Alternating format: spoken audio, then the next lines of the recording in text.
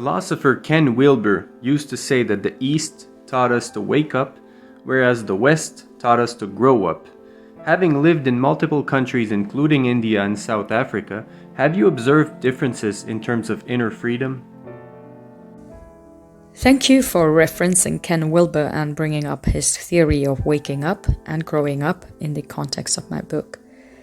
For those unfamiliar with his work, Ken Wilber is a prominent philosopher and integral theorist.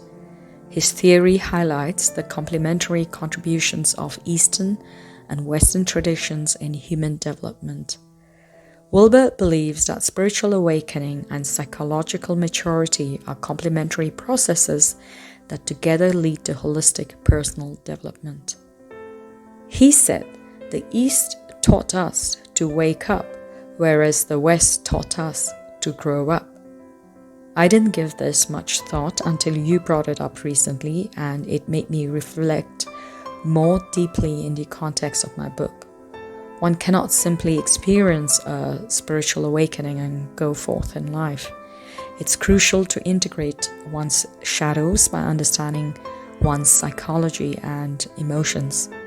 Developing social skills and understanding one's psychology and emotions involves growing up, in addition to waking up spiritually.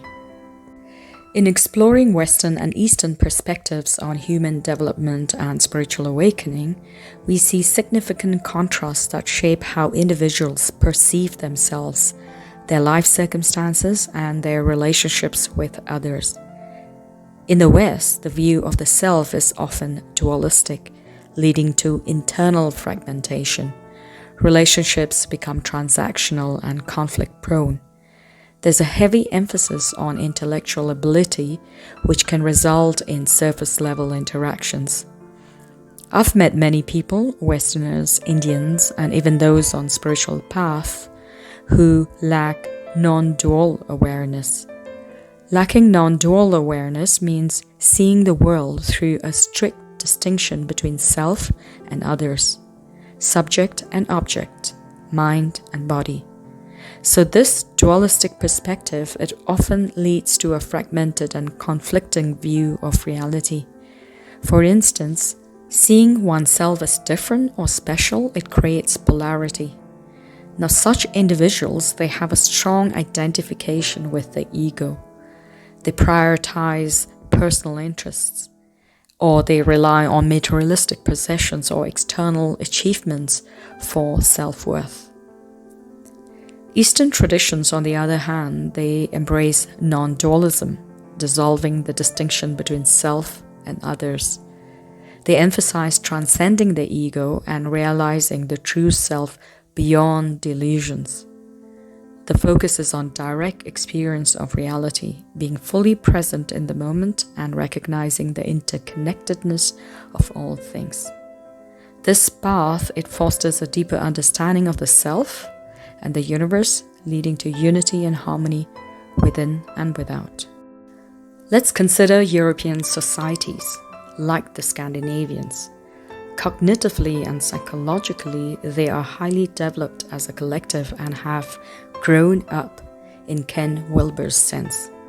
However, they often lack integration with the waking up aspects of Eastern traditions.